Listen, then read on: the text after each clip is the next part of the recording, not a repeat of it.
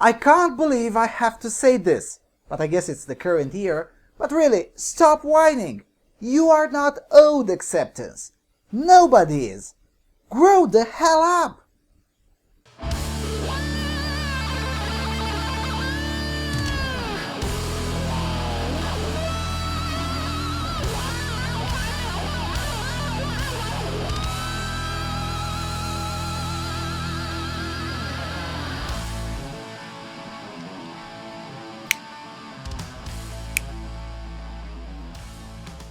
Hello everyone and welcome to the Freedom Alternative.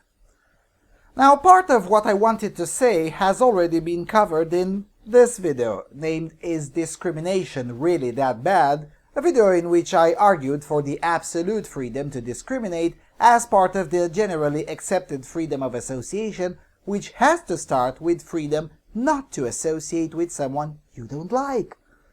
Just like with freedom of speech, where popular speech will be protected anyway, and as such, unpopular speech needs freedom of speech the most, same goes with freedom of association.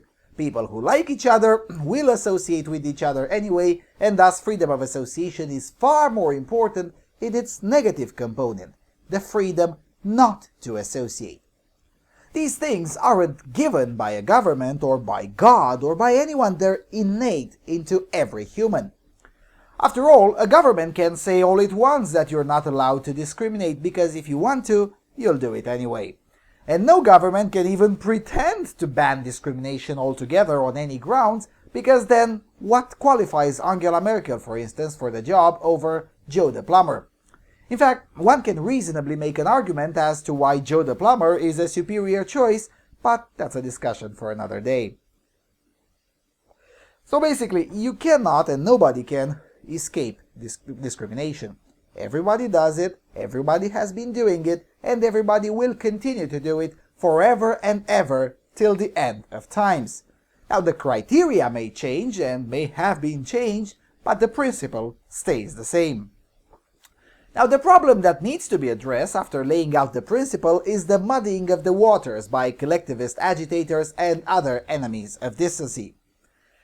In this modern progressive stupidity, we are led to believe that the presence of discrimination means the absence of tolerance. In addition to that, the meaning of the word tolerance has been muddied to such an extent that it is closer to the meaning of another concept, namely acceptance.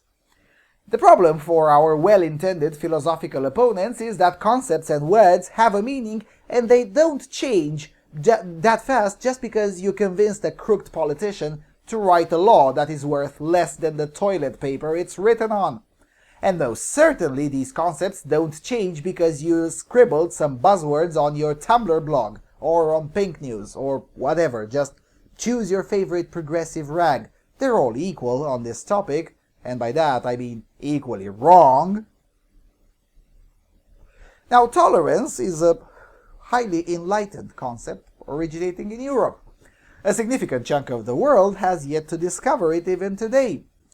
The Statute of Kalisz, issued by the Duke of Greater Poland, Boleslaus the Pious, was written in 1264, and it effectively introduced the notion of religious tolerance, effectively making Greater Poland far more culturally advanced and enlightened than Saudi Arabia is even today.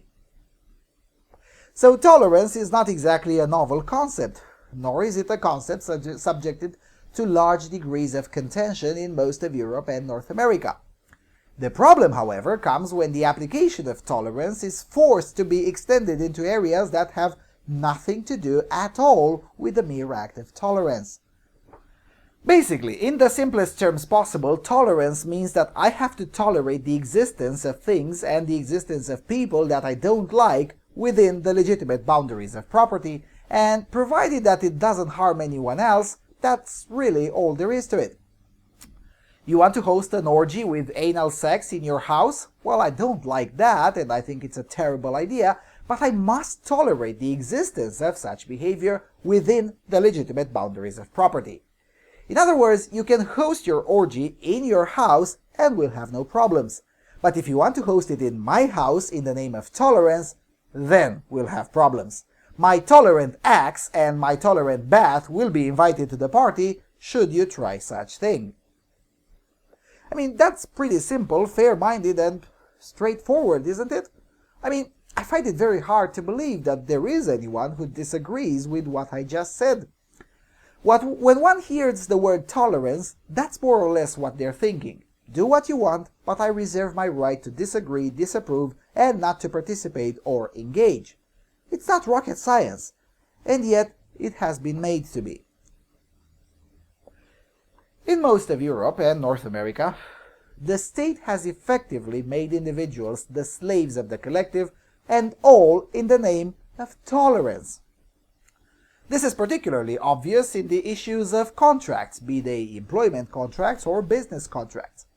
Now, the most widely cited examples are those involving far-left LGBTist activists going to small businesses of normal rural people and then creating shitstorms when the small business respectfully declines to being part of certain events, such as non-straight weddings.